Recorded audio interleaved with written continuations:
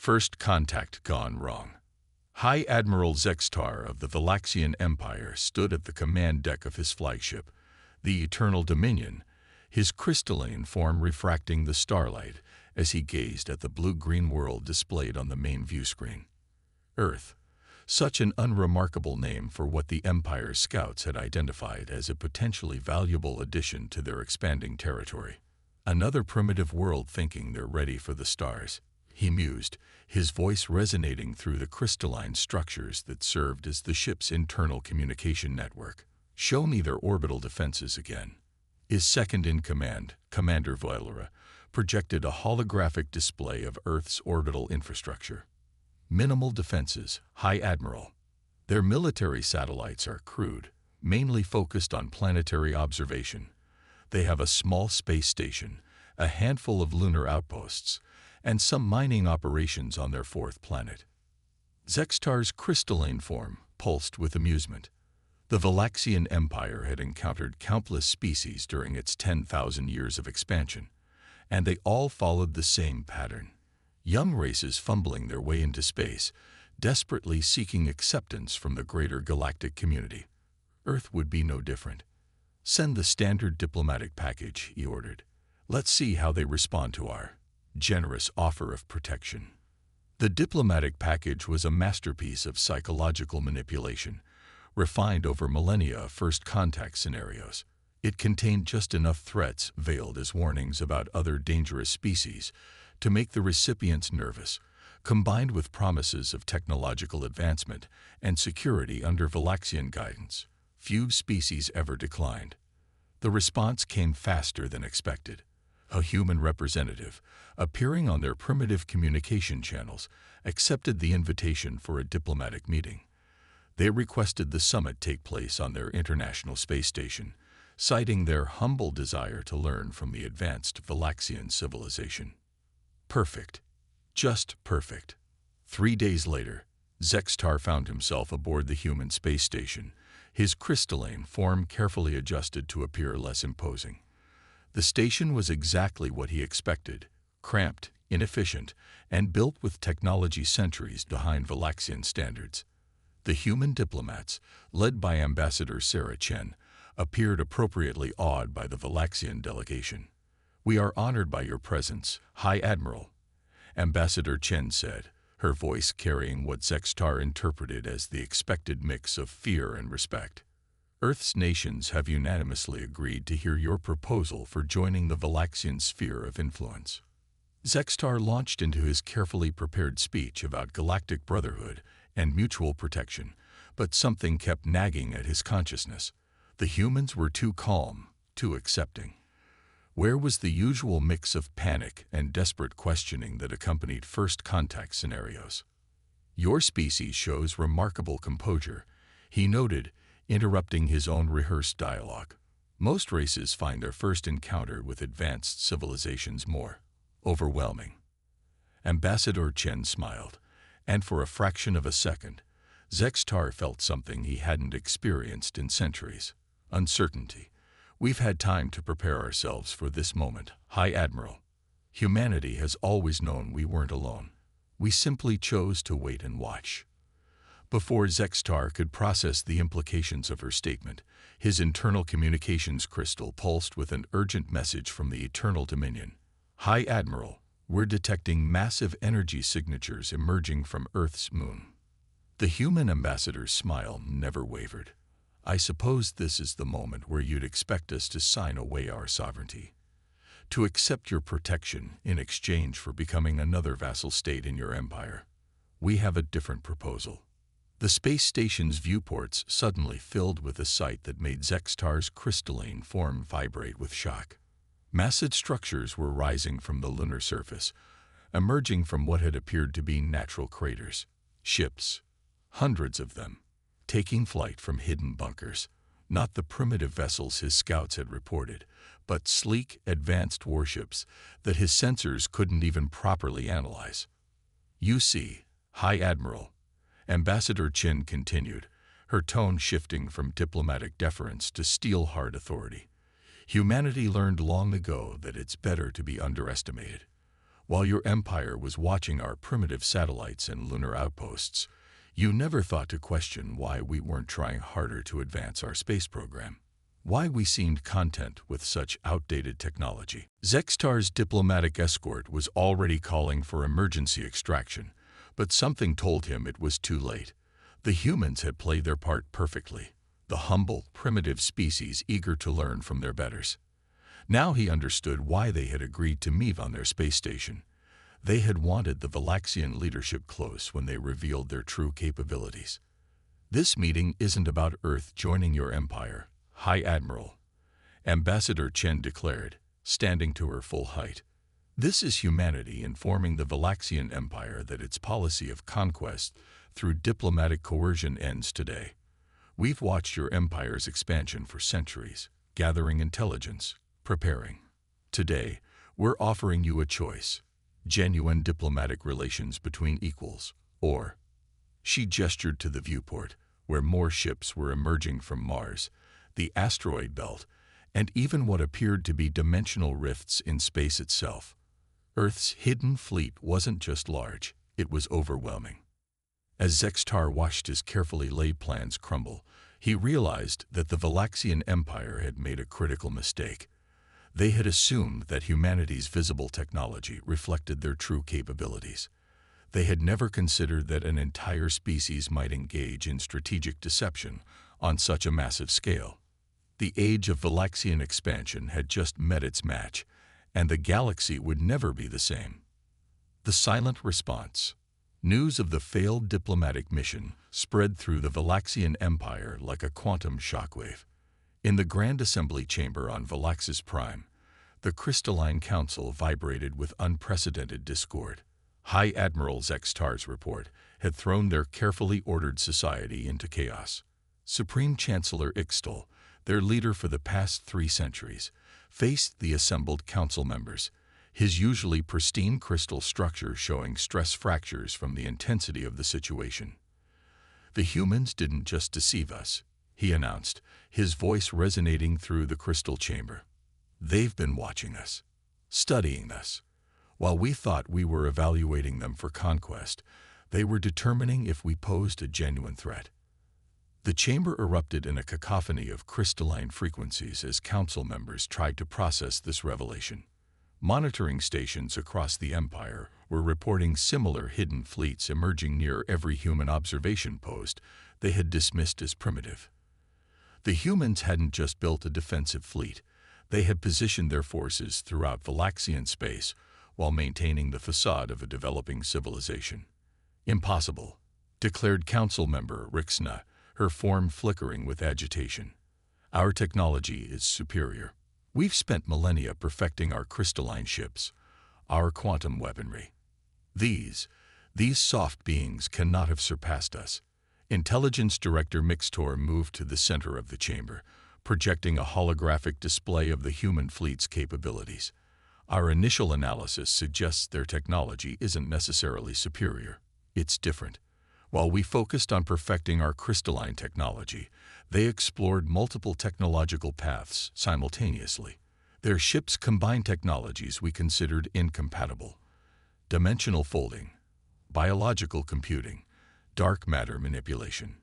The display showed footage from the Earth encounter, revealing ships that seemed to phase between dimensions, weapons that didn't just damage their targets but altered the fundamental laws of physics around them, and defensive systems that adapted to attacks in real time. "But why reveal themselves now?" asked a junior council member. "They could have struck at any time." Supreme Chancellor Ixtal's form dimmed slightly. "Because they're not like us. They don't want conquest. They want change." Ambassador Chen made that very clear during their conversation with Zextar. "They're offering us a choice." The chamber fell silent as a new transmission appeared on the main display. It was a simple text message, broadcast simultaneously to every Galaxian world and outpost. "We would prefer to be friends. You have one standard galactic month to decide. Choose wisely." In the weeks that followed, the Galaxian Empire found itself in an unprecedented position, forced to engage in genuine introspection. Their scout ships reported human fleet movements throughout the galaxy, but the humans took no aggressive action. They simply watched, their ships maintaining position near key Galaxian installations. The Galaxian military command was in disarray. Admiral Kixpar, head of fleet operations, presented a grim analysis to the Council. "We've confirmed that human vessels have been shadowing our ships for years. Every patrol route, every hidden base, every secret installation. They know about all of them. Our entire defense network is compromised." But it was Intelligence Director Mixtor's report that truly shook the Council. "We've discovered something even more disturbing. The humans haven't just been watching us. They've been protecting us." Our deep space monitoring stations picked up evidence of at least 3 potential invasions from extragalactic entities over the past century. Each time, these threats mysteriously disappeared before reaching our space. We're now certain the humans were responsible.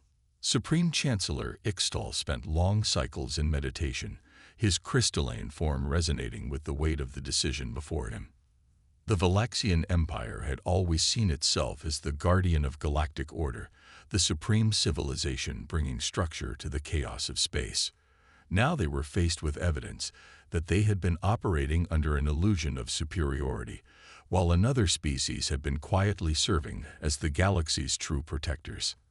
In his private chambers, Ixtal reviewed historical records with new eyes. Patterns emerged that they had missed before.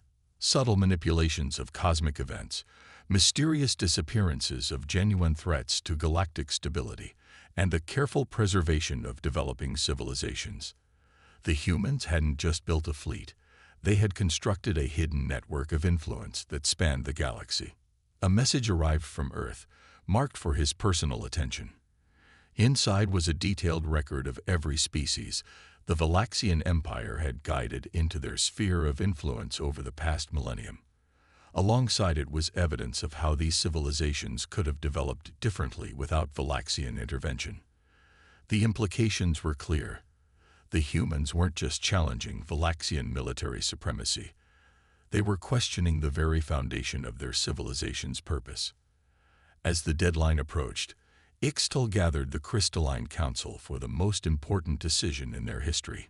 The choice before them wasn't just about avoiding conflict with a superior force. It was about confronting the truth about their own civilization and its place in the galaxy. The humans had orchestrated a masterful campaign of revelation, forcing the Galaxians to face their own reflection and find it wanting. As Ixtal prepared to address the Council, he realized that regardless of their choice, the age of Galaxian supremacy was over. The question now was whether they could adapt to a new role in a galaxy far more complex than they had ever imagined. Awakening the fleet. Deep within Earth's Titan command center, buried beneath the icy surface of Saturn's largest moon, Admiral Sarah Chen, the same woman who had played the role of humble ambassador, stood before a holographic display of the galaxy. Around her, the command center hummed with activity as officers monitored the movements of both the human fleet and Galaxian forces. "Status report," she commanded, her voice carrying the weight of centuries of preparation. Commander David Rodriguez, her second-in-command, stepped forward. "The Galaxians are doing exactly what we predicted, Admiral. Their military forces are consolidating around their core worlds, but they're not preparing for war. They're reorganizing, and the other species under their control. That's where it gets interesting." Rodriguez gestured, and the holographic display zoomed in on various sectors. The moment we revealed ourselves, underground resistance movements on dozens of worlds activated. They'd been waiting for this moment, waiting for someone to challenge Galaxian authority. Chen nodded. This too had been part of the plan. For centuries, humanity had secretly contacted and supported oppressed species throughout Galaxian space, building a network of allies who maintained the facade of submission while preparing for change. "Signal the Artemis fleet," she ordered. "Begin Phase 3. Across the galaxy, hidden human vessels emerged from their dimensional pockets, but not as a show of force. Instead, they appeared near the homeworlds of species under Galaxian control, broadcasting a simple message. You are not alone. You never were. On the planet Kethera, the insectoid Keth had spent generations under Valaxian protection, forced to mine their world's crystal deposits for their overlords. As human ships decloaked in their system, they also revealed something else: hidden technological catches that humanity had secretly provided to the Keth resistance decades ago. Similar scenes played out across the galaxy. The aquatic Marins discovered that their primitive ocean cities contained advanced defensive systems. The silicon-based Draxi found that their desert sanctuary chambers were actually sophisticated military installations. Humanity hadn't just been hiding its own strength. It had been preparing oppressed species for this very moment. In the Titan Command Center, Chen watched as the galaxy came alive with activity. "Incoming transmission from the Valaxian Supreme Chancellor," announced the communications officer. Ixtal's crystalline form appeared on the main screen, his structure showing signs of profound stress. "Admiral Chen, or should I say, Ambassador Chen, we've discovered what you've done. All these years, while maintaining the pretense of primitive development on Earth, you were building a coalition against us." "Not against you, Chancellor," Chen corrected. "Against the very concept of species dominion that your empire represents. Every race you've encountered, you've given the same choice: submit or be isolated. We're offering a different path." The crystalline being's form fluctuated with emotion. "By arming our subjects, by encouraging rebellion, by empowering them to choose their own destiny. Look at your empire's history, Chancellor. Every species you've guided has been shaped to serve Valaxian interests. Their cultures, their technologies, their very societies molded to fit your crystal matrix. We've spent centuries showing them alternatives, helping them preserve their unique developmental paths while appearing to conform to your expectations." As if to emphasize her point, reports began flooding in. The Keth were deploying organic technology that worked in harmony with their hive mind society. The Marins revealed cities that expanded through dimensional space rather than physical construction. The Draxi demonstrated energy manipulation that made Valaxian crystal tech look primitive. "Impossible," Ixtal whispered. "These species, they were primitive. We uplifted them." "No," Chen said firmly. "You suppressed them. Every species has its own path of development, its own unique way of understanding and manipulating the universe. You forced them all to follow the Valaxian way. We simply showed them how to develop their own potential in secret, just as we did." The display showed more and more hidden facilities and technologies emerging across the galaxy. Humanity hadn't just built its own hidden fleet, it had helped create dozens of them, each adapted to the unique characteristics and cultures of their respective species. "Your empire isn't under attack, Chancellor," Chen explained, "but it is being rendered obsolete. These species no longer need your protection or guidance. They'd grown beyond it, in ways you never imagined possible, because you were too focused on forcing them to grow in your image." Ixtal's form stabilized as understanding seemed to dawn. "All this time, we thought we were the guardians of civilization, but we were actually suppressing it, limiting it, which is why we're offering you a choice," Chen said. "Not between submission and destruction, but between stagnation and growth. Join us in building something new. A galactic community where each species is free to develop according to its own nature while working together for common benefit." As if to punctuate her words, new signals began appearing on the galactic display. Ships and installations revealing themselves in supposedly empty sectors of space. Humanity's hidden fleet wasn't just a military force. It was the foundation of a new galactic order, one built on diversity rather than conformity. The tables turn. The Valaxian Crystalline Council chamber had never seen such chaos. As reports flooded in from across the galaxy, the once orderly deliberations had devolved into a cacophony of competing frequencies that threatened to shatter the crystal architecture itself. "The Marins have activated something in their deep ocean trenches," one counselor reported, their crystalline form flickering with anxiety. "Their waters are now generating energy fields we can't even analyze." The Draxi have transformed their entire desert into some kind of quantum computer, another announced. They're offering to share technological innovations we never dreamed possible. Supreme Chancellor Ixtal watched as his carefully ordered empire transformed before his eyes. But it was Intelligence Director Mixtor's latest report that truly demonstrated how completely they'd been outmaneuvered.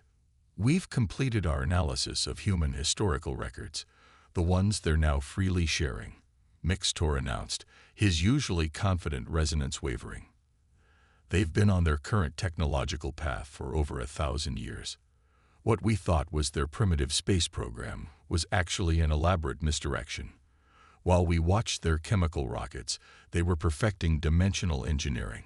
While we monitored their satellite communications, they were developing quantum consciousness networks. The display showed footage from Earth's supposedly primitive cities. Buildings that appeared to be simple steel and glass were actually incredibly sophisticated bioorganic structures.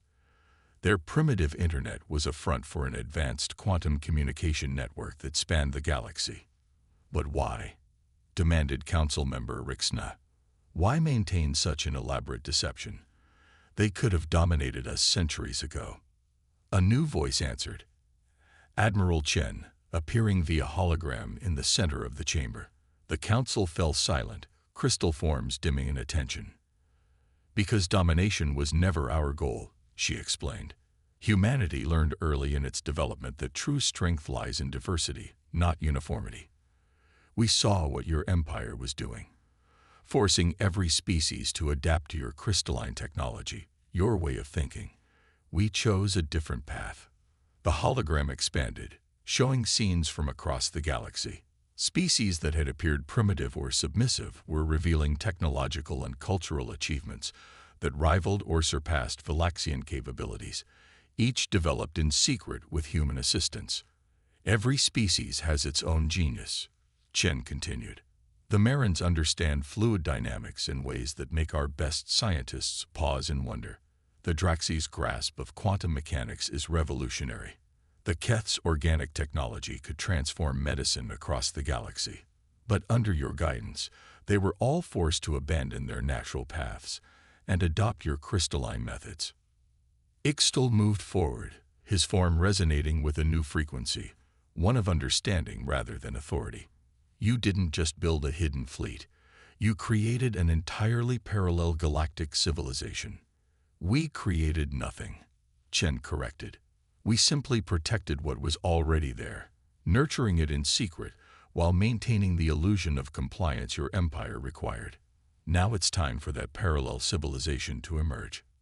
As if on cue, new signals began appearing on the Galaxian detection networks. Hidden research centers, cloaked cities, dimensional pocket universities, all revealing themselves simultaneously across the galaxy. The scope of human preparation was staggering, but it was the next revelation that truly demonstrated humanity's foresight. From quantum space emerged massive structures, space stations that had been hidden between dimensions for centuries. These weren't military installations, but rather cultural and scientific exchange centers, ready to serve as neutral ground for the galaxy's species to share knowledge and resources freely. This is your true choice, Chancellor, Chen said.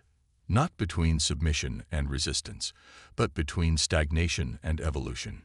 Your empire's technology is impressive, but it's just one path among many.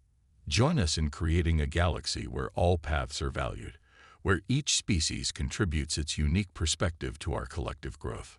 The council chamber resonated with new frequencies as the Galaxians began to process the full implications. Their empire hadn't just been outmaneuvered militarily, it had been philosophically obsolete for centuries, clinging to a model of civilization that the rest of the galaxy had already moved beyond in secret. Ixtal's form shifted, taking on a configuration that no human had seen before, the Galaxian expression of profound change. You've given us much to consider, Admiral Chen. But I believe I speak for the Council when I say that we begin to understand. The question is no longer whether to change, but how to change without losing ourselves in the process. Chen's hologram smiled. That, Chancellor, is exactly the kind of question we've been waiting for you to ask. And you'll find that every species your empire tried to suppress is now ready to help you discover the answer. As equals, not subjects. The galaxy was changing, not through war or domination, but through the revelation of truths that had been hidden in plain sight for centuries. The age of empires was ending, and something far more interesting was about to begin. A new galactic order. One standard galactic year later, the Harmony Nexus station hung in space between Earth and Mars, its crystalline organic hybrid architecture, a testament to the new era of cooperation. Within its grand central chamber, representatives from hundreds of species gathered for the first assembly of free worlds.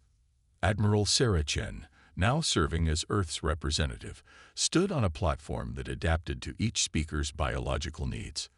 Around her, the chamber was filled with beings of all forms: crystalline Valaxians, aquatic marins in their fluid environment suits, silicon-based Draxi flowing like living sand, and dozens of other species that had hidden their true nature for centuries. A year ago, she began, we stood at a crossroads.